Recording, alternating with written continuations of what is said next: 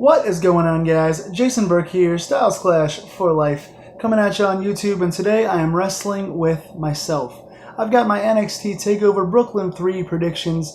NXT Takeover Brooklyn 3 is coming up this Saturday. It is one of NXT's biggest shows of the year. They tend to use SummerSlam weekend and WrestleMania weekend as their versions of SummerSlam and WrestleMania. Brooklyn is one of their biggest venues. They've had classics there in the past, and I'm looking forward to this show a lot. In an era where shows like WrestleMania and SummerSlam are 7.5 hours, Raw is like 3 hours and 10 minutes, and these shows are way too freaking long. Nobody cares by the end of these shows. Even if these shows are good, people say, well, it was a pretty good show, but man, it was so long, and it kills the live audience, and it kills the viewers at home, and everyone at my parties and the parties I go to leave halfway through the event because they're too tired, and they're not going to sit through 7 hours of wrestling. NXT does it just right. They have between 2 and 2.5 hours of wrestling, 5 matches, which is exactly the right amount for a big pay-per-view show. NXT always leaves you wanting more with their 1-hour shows weekly. The storylines have been hot, and I am really looking forward to this show. There are 5 matches on this show, and all 5 have potential to be excellent. As usual, this card is stacked, so I'm just going to go over and give you guys my preview and predictions for these 5 NXT TakeOver Brooklyn 3 matches for this Saturday. First off, we have the Velveteen Dream versus EC3. Two very similar, egotistical, charismatic, fun guys. It's been an awesome feud so far. I like this matchup a lot. I'm a little worried because Velveteen Dream has kind of been overdue for a big win. He lost the North American title situation. He lost the feud to Aleister Black last year. He just lost the feud to Ricochet. He hasn't really won anything in NXT. He's won very, very few matches. And I think this one follows suit because EC3 has been, I believe, undefeated since he returned, besides the ladder match, obviously. I think EC3, they want to keep him strong, keep him winning every match. Velveteen is so strong as a character, and he's so charismatic, and he's so over right now, that I think he can afford to lose and not be hurt by this, whereas EC3, I guess, needs to continue that streak. I would have Velveteen win this and get a big win because I'm such a huge fan of Velveteen Dream and what he's done with his charisma and his Goldust 2K18 kind of character. But I think EC3 gets the win here, although it is a little hard to call. But I think EC3 gets the win, and I think this is going to be a fun match. Then we have Adam Cole defended the North American title against Ricochet. And this one is my personal most anticipated match of the entire show. I think this one steals the show. Ricochet has been red hot. Adam Cole's gotten better and better as a heel character. Undisputed Era is a great heel faction right now. They've been dominant for a long time. People are saying Undisputed Era is due for a call-up after SummerSlam. I think it's probably still a little too early. They've still got 2 sets of belts under their regime, and Bobby Fish has still been injured and hasn't gotten to wrestle a whole lot for NXT. So I think Undisputed Era sticks around till around either Royal Rumble or WrestleMania season. So I'm going to say Adam Cole retains here against Ricochet. Ricochet is so athletic in the ring and so creative that I don't think he needs to win either to stay strong. I think he's been really, really strong since his debut. I think the crowd loves him. I think this match is going to steal the entire weekend. But I think Adam Cole retains by nefarious ways. He has the numbers advantage with a 4-on-1, so I think Cole retains in what could be the match of the night.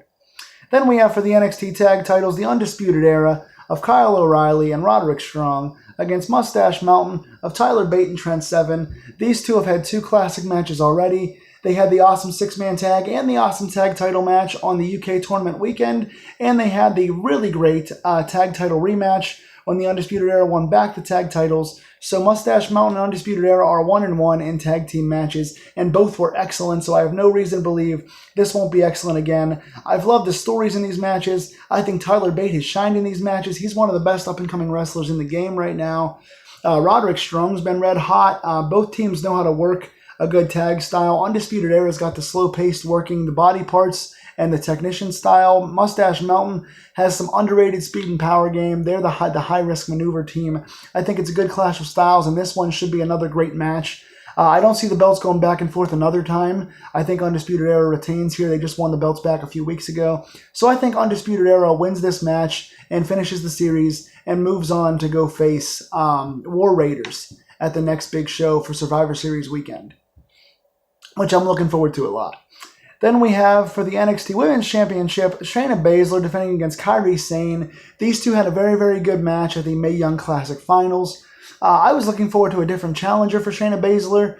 I think Bianca Belair is on fire. I love her right now. I love what Lacey Evans is doing with her character and her long limbs. I love Candice LeRae as the sympathetic, high-flying, undersized underdog. I think all of those guys deserve title matches on a big stage. But I do like Kairi Sane, and I do think she's a very good worker. The Pirate thing's a little meh. The character's a little meh for me, not special, but she is very good in the ring. She bumps well, and she is over. And I think she'll bring the best out of Shayna Baszler. She got one of Shayna Baszler's best matches in the Mae Young Classic Finals when she beat Baszler, and I think this match will be very good too. I do think Baszler beats her here and retains. I don't think Sane needs the belt right now. I think there are more deserving challengers like the three that I said earlier, Evans, Belair, and Candice LeRae.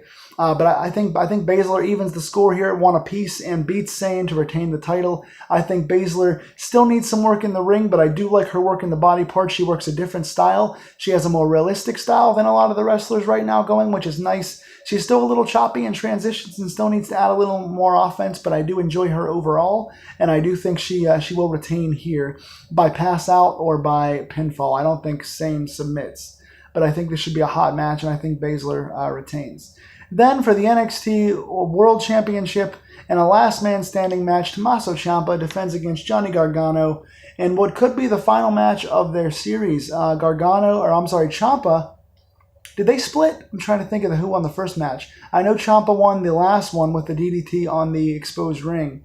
I think Gargano may have won the first one, so I think it's 1-1. I think it's 1 apiece now. This feud has been one of the best NXT feuds of the year. Both their matches, in my opinion, have been excellent, but I think just a tad bit overrated. Please don't attack me, Internet. I do like both of their matches in the past, but I think they've gone a little bit too long. I think if they would have shaved 5 to 7 minutes off each of their matches, they would have been even better. I think they're both match of the year candidates, but they're not quite as strong as the rest of the world thinks they are. I think this one could be great. Last Man Standing is the perfect encapsulation of this feud. I like what they've done with Ciampa tearing up the team. They've done callbacks to when Ciampa broke up the team in the last match. They did a callback to when Gargano tried to choke out Ciampa in the finals, from the finals of the Cruiserweight Classic when they had their match.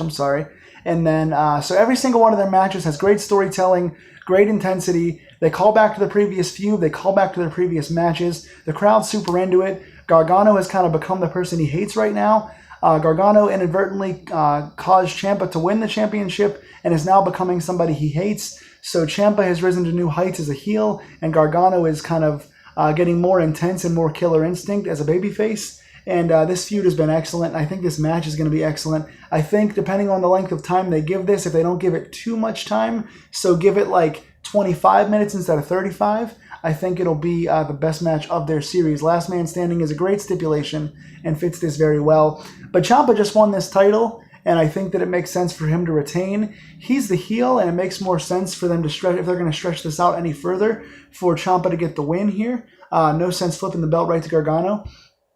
Sadly, Aleister Black did get injured in real life, so they're using an injury storyline to get him out of this match. So I think when he comes back, I think he and Ciampa can have a good feud. And I think that Gargano may still win this world title over one of those two WrestleMania weekend. I think Gargano is a great sympathetic underdog. I think he makes for a great world champion. He has that Daniel Bryan undersized hero thing going for him. But I think Ciampa right now is the hottest heel in the business. And I think it makes sense for him to cheat again and use nefarious tactics to retain his title. So I think Ciampa wins and doesn't close this feud out, but he at least puts it on hold for now. He can move on to a few other challengers, and they can revisit this anytime. This is kind of like the Kevin Owens, Sami Zayn thing, where they can put a hold on it for 6 months or a year, go back to it, and still have hot matches and still call back to their old stuff. So looking forward to this one. I think it could be the second best match on the entire show, along with Cole and Ricochet. So what are you guys most looking forward to? What match do you most want to see, and who do you guys want to see win? Tell me in the comments down below.